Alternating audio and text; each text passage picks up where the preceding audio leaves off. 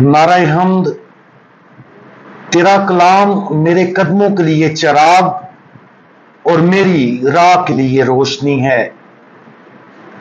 आज हम मुकद्दस लूका की अंजील उसका 17वां बाब और उसकी आयात 17 ता 19 पर ध्यान व ज्ञान करेंगे।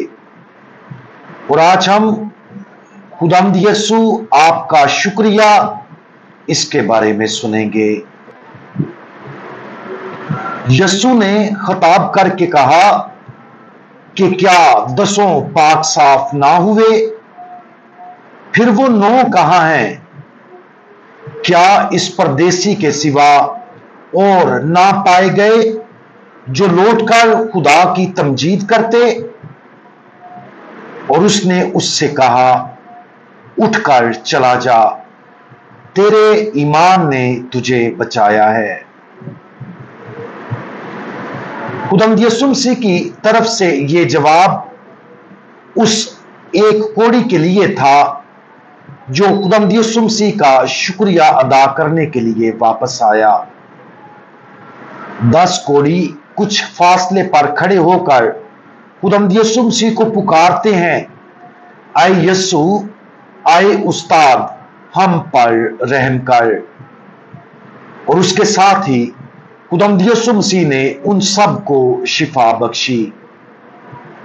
आज हम ये देखेंगे कि उस शिफायाबी का मरकज शिफायाबी से ज्यादा 10 में से सिर्फ एक की तरफ से शुक्रगुजारी पेश करना है। कोढ़ी हम सब की नुमाइंदगी करते हैं। उनकी बीमारी तमाम गुनाहों और गुनाहों के नताइज की इलामत थी। जब यह बीमारी शुरू हुई तो कोढ़ियों ने अपनी बीमारी के असरात का तजर्बा करना शुरू किया। उन्हें यह मालूम था कि अब उनकी जिल्द बेरंगी, मोटी, खुश्क हो जाएगी और जिल्द पर जख्म और दाने पड़ जाएंगे। एक बार जब पता चल जाता कि कोई इस बीमारी का शिकार हो गया है तो बीमारी के फैलाव को रोकने के लिए हर कोढ़ी को उस शहर या गांव से निकाल दिया जाता था और वो सिर्फ दूसरे कोढ़ियों के साथ ताल्लुक रखने के लिए आजाद था। वो अब अपने प्यारों के साथ आजादाना तौर पर जमा नहीं हो सकते थे क्योंकि कोढ़ी तन्हाई और शर्मिंदगी में दाखिल हो गए थे। तमाम गुनाहों के यकसा तौर पर एक जैसे असरात होते हैं। गुनाह हमारी रूहों के अंदर जब हम उसकी वजह से बढ़ते हुए जख्मों को दरियाफ्त करते हैं, दर्द का बायस बनता है। गुनाह हमारे तल्लुकात और उन लोगों से आजादाना तौर पर तल्लुक रखने की हमारी सलाहियत को मुतासर करता है जिनसे हम प्यार करते हैं। गुनाह का इब्तदाई इलाज आसान है। हम पुकारते हैं, आए यीशु, आए उस्ताद, हम पर रहम कर। लेकिन यह सिर्फ पहला कदम है। कोढ़ियों को ठीक करके खुदावंद यीशु मसीह हमें दिखा रहा था कि वो हमारे गुनाह मुआफ करने की कुदरत रखता है। वो हमें मुआफ कर सकता है और जब भी हम उसकी रहमत के तालिब होंगे तो वो हमें मुआफ करेगा। लेकिन मुआफी अलमिया में खत्म हो जाएगी अगर ये हमें ईमान की तरफ और जोश और अज़म के साथ खुदा की मर्जी की पैरवी की तरफ नहीं लेकर जाएगी। अगर हम गुनाहों की मुआफी को मामूली समझेंगे तो हम पहले से भी ज्यादा दुखी हालत में होंगे। 9 कोढ़ी जो वापस आने और खुदा का शुक्र अदा करने में नाकाम रहे, उन लोगों की नुमाइंदगी करते हैं जो खुदा के मेहरबान और शफकत भरे हाथ के छूने पर अपनी जिंदगियों को तब्दील नहीं करते। आज की ये अंजील मुकद्दस हमें बताती है कि उस एक कोढ़ी ने اپنی شکر گزاری کے اظہار کے لیے 5 کام کیے۔ نمبر 1، وہ واپس آیا۔ نمبر 2، خدا کی تمجید کی۔ نمبر 3، اس نے اونچی آواز میں ایسا کیا۔ نمبر 4، یسوع کے قدموں پر گرا۔ اور نمبر 5، اس کا شکریہ ادا کیا۔ ہم سب کے لیے یہ کیا ہی شاندار گواہی ہے۔ بچے اکثر اپنے والدین کی محبت بھری دیکھ بھال کو، خدا کے بچانے والے اقدامات کو بھی، خدا کے ساتھ اپنے تعلق میں ہم خدا کے بچانے والے اقدامات کو بھی آسانی کے ساتھ یہ سمجھ سکتے ہیں کہ ہمیں بچانا خدا کا فرض ہے۔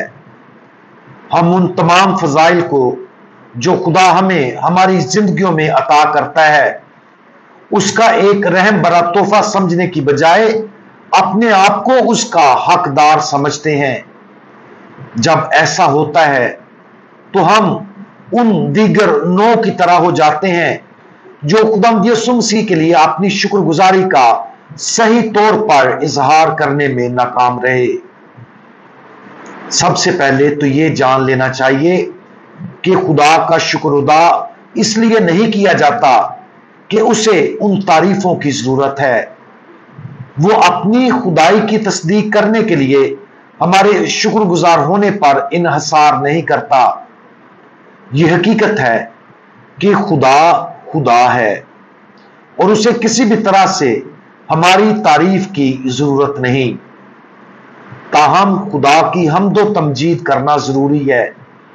یہ اس لیے ضروری ہے کیونکہ ہمیں شکر گزاری کی اس خوبی کی ضرورت ہے تاکہ ہم اپنے آپ کو روزانہ یاد دلا سکیں کہ ہمیں جو کچھ بھی خدا باپ کی طرف سے ملتا ہے وہ ایک بے مثال تحفہ ہے۔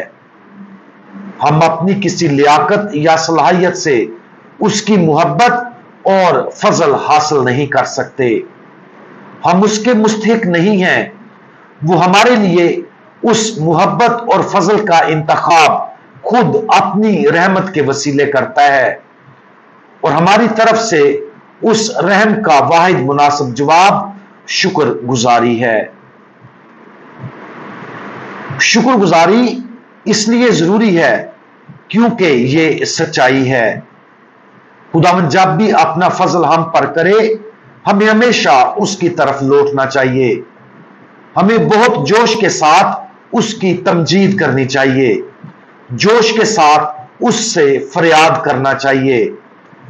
ہمیں لفظی اور باطنی طور پر اس کے حضور، اس کے قدموں میں منہ کے بل گرنا چاہیے اور بار بار اس کا شکر ادا کرنا چاہیے۔ ایسا کرنے سے ہمیں ہمیشہ اس سچائی کو یاد رکھنے میں مدد ملے گی کہ ہمارے پاس جو کچھ بھی ہے اور جو کچھ ہم ہیں وہ خدا کا تحفہ ہے۔ فضل ایک بے مثال اور انمول تحفہ جس کے ہم مستحق بھی نہیں۔ آج اپنے دل میں شکر گزاری کی گہرائی پر غور کریں۔ کیا ہم اکثر ایک بگڑے ہوئے اور خود غرض بچے کی طرح کام کرتے ہیں، یا ہم باقاعدگی کے ساتھ خدا کے فضل کو محسوس کرتے ہیں؟ اگر ہم میں شکر گزاری کے لیے کسی بھی طرح سے کمی ہے تو اس ایک کوڑی پر غور کریں جس نے پورے جوش کے ساتھ خداوند کی شکر گزاری کی۔ یہی آج کی اس کہانی کا سب سے اہم اور افضل حصہ ہے۔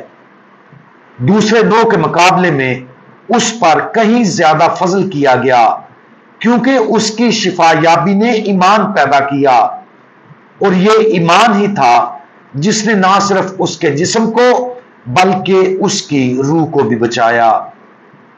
اس لیے آج سے ہی ہم اس ایک مقدس اور شفا بخش کوڑی کے ایمان کی تقلید کرتے ہوئے اپنی روح کو بچانے کی کوشش کریں۔ ہم دعا مانگیں۔ ہمارے مہربان خداوند، آپ ہم پر کثرت سے اپنی رحمت اور فضل نازل کرتے ہیں۔